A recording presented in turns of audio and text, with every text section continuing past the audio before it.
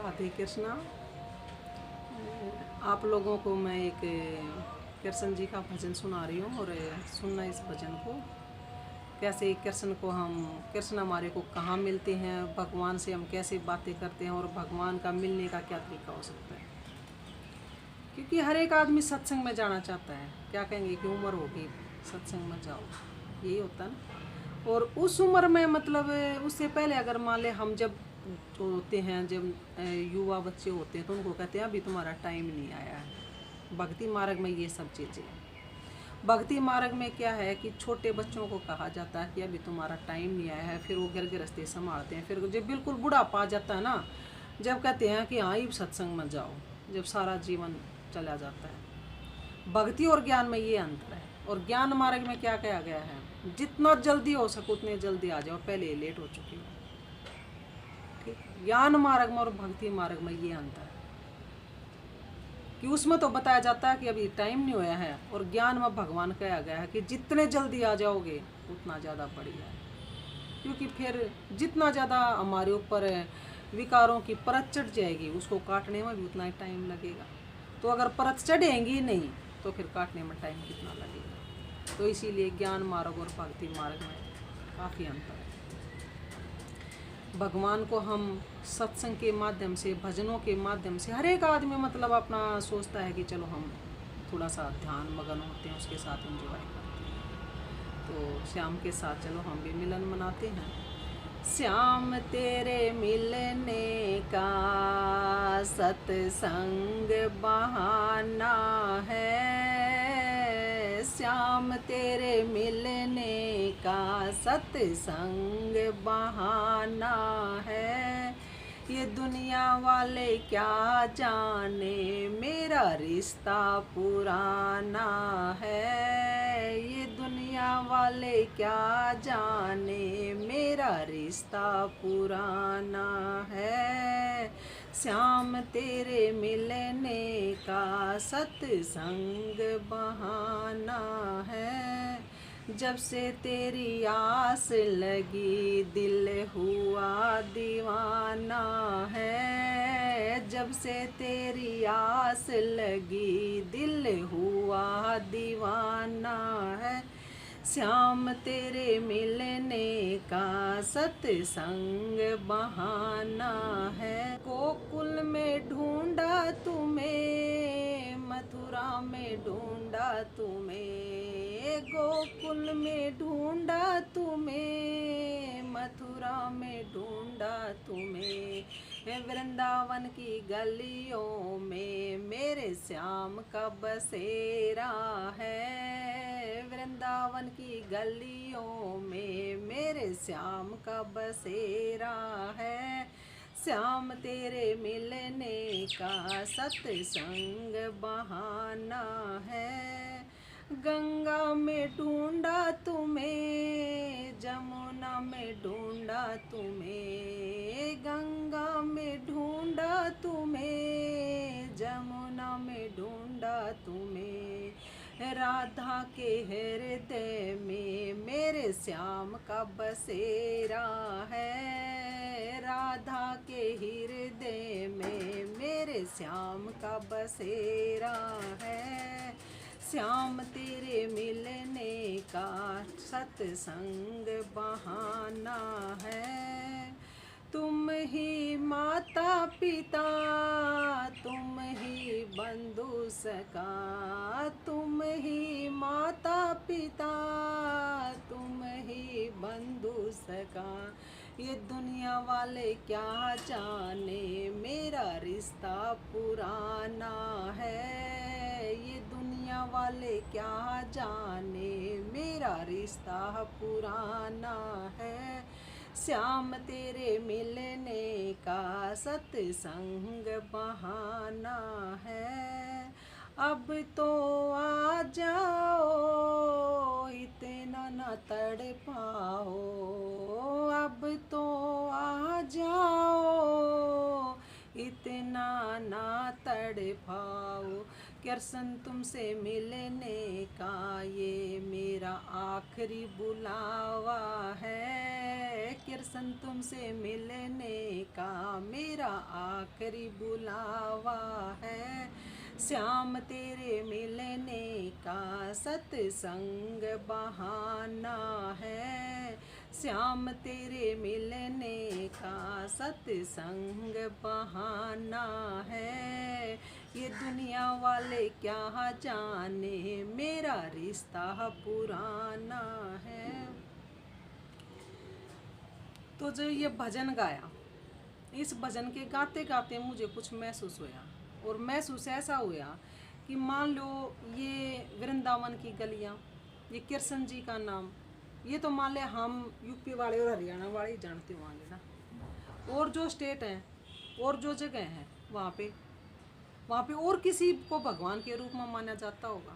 मानते हो इस चीज़ को? भाई क्रिश्चियन जो हैं और किसी चीज़ को मानते होंगे, मुस्लिम भाई जो हैं और किसी चीज़ के रूप में मानते होंगे। मानना है ना इस चीज़ में अलग अलग रूप में है। तो मान ले हमारा भाव ये हो गया कि भाई हम कृष्ण को मान रहे हैं, और किसी का भाव हो गया भाई वो उसको मान रहे हैं, अल्लाह कह रहे हैं, गॉड कह रहे हैं, जो भी कुछ कह रहे हैं। लेकिन फिर एक बात क्या कहते हैं कि सबका मालिक है। तो ये क्या हुआ कि ये जो मालिकपना है ना, ये सबका एक है, ये सच्चाई है। तो ज्ञान के अंदर उस शिव पिता परमात्मा का नाम लिया जाता है और बताया जाता है, उसके पूरी तरह से समझाया जाता है। ये राजयोग मेडिटेशन जो कोर्स है ना, इसके अंदर पूरी तरह से समझाया जाता है और बड़े अच्छे तरीके से समझाया जाता है। और फिर उसमें कहा कि तुम ही माता पिता और तुम ही बंधु सखा। कृष्ण के साथ तो सारे संबंध कोई बना ही नहीं सकता ना, लेकिन शिव के साथ आदमी हर एक संबंध बना सकता है, क्योंकि वो निराकार है और कृष्ण का तो जन्म हुआ है। और एक कृष्ण के साथ सब कैसे मना लेंगे? मान लीजिए जिनको पता है कि यहाँ पे कृष्ण की मूर्ति को पूजा जाता, वही तो मना सकेंगे ना। मन तो ज़्यादा तो बेरा नहीं है भाई, शायद हरियाणा में होया, ये यूपी में होया, जहाँ पे ये मथुरा जी के आसपास जो है, यही तो सब जानते होंगे ना।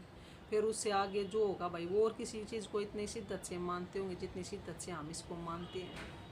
तो हर एक आदमी का मानने का भगवान सबका अलग अलग। तो ये किस चीज़ में आ जाते हैं फिर? हमारे 33 करोड़ देवी देवताओं के रूप में भगवान ने समझाया। फिर आखिर में आके भगवान ने आके कहा कि असली तो मैं एक ही हूँ, शिव भगवान ही है, सबका रचयिता। तो लेकिन जो ये जगह जगह जिनकी स्थापना की गई है ना, ये 33 करोड़ देवी देवता जो त्रेता के बताए गए हैं।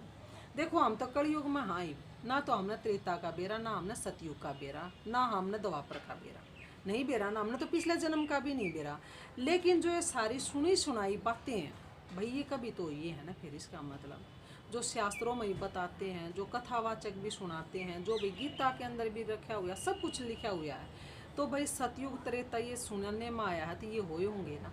तो तभी तो संगम युग जो भगवान ने बताया, जो ये युग चल रहा है, इसमें खुद भगवान धरती पे आके अपने गीता का ज्ञान सुनाता है। तो अब ये लगता है कि हाँ भाई, भगवान को जरूर आने की ज़रूरत पड़ेगी, क्योंकि इतने चीज़ें होगी कि उनको समझाने के लिए, उनके जो है मतलब तरीके समझाने का कोई रास्ता ही नहीं नज़र आ रहा था। तो भगवान ने सोचा तो बच्चे थोड़ा जगह खड़े हो गए हैं।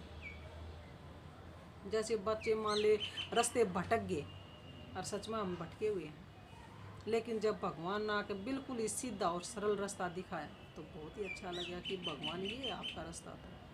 तब भाई ज़्यादा नहीं कह सकते हम, क्योंकि हम भी इस कलयुग में पैदा हुए हैं। तो हमारे को जैसे भगवान का पता चला है, तो उन सब चीज़ों को अपने अंदर धारण करके उसके रास्ते पर चलने की कोशिश करते हैं। हर रोज़ एक थॉट अपने अंदर में डालते हैं, सोचते हैं कि चलो आज का पूरा दिन इसी थॉट के साथ हम निकालते हैं। जैसे कल ही भगवान का एक बहुत ही सुंदर मतलब थॉट आई हुई थी, वो थॉट मैंने अपने अंदर धारण की और पूरे दिन बड़ा अच्छा लगा।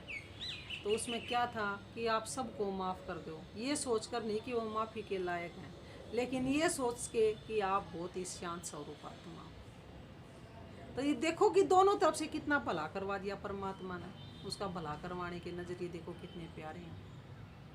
मेरा भी भला और औरा का भी भला, और सब कुछ बढ़िया, दिल शांत पूरी तरह से, बिल्कुल इंद्रिया बिल्कुल शांत। कितना बढ़िया मज़ा आया। उस चीज़ को मैंने फील करा, पूरे दिन फील करती रही मैं। जब भी कोई बात आए तो मैं कहा भगवान ने यह बात बोली थी आज, तो जैसे ही वो बात याद आवे मैं कहा आज यह बात बोली थी, आज इस बात पर डट जाता। तो भाई पूरा दिन ना बड़ा हल्केपन में महसूस हुआ, कोई वर्जन नहीं होया शरीर में किसी किस्म का भी।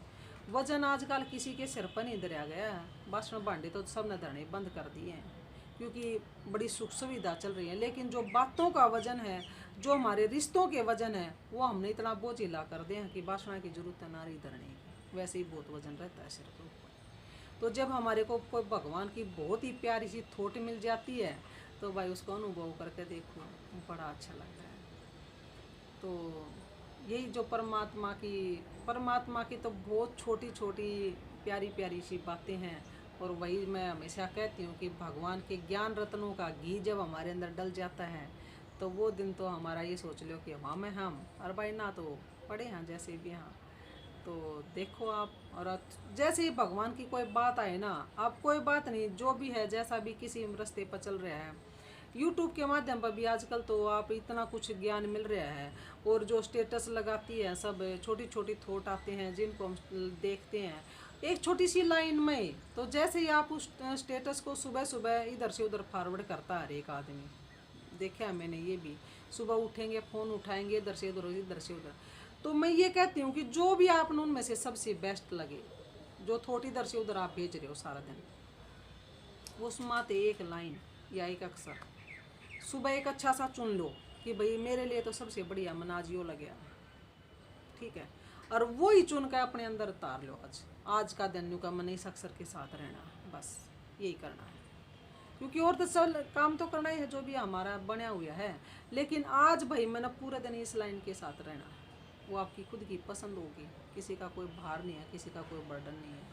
तो हर रोज़ हम इस तरह अपने आप को निखारने की कोशिश करा कि भाई आज सुबह सुबह मैंने यो साबुन तेल यो लगा लिया है, बस ठाक, ये पूरे दिन मुझे खुशबू में रहना है।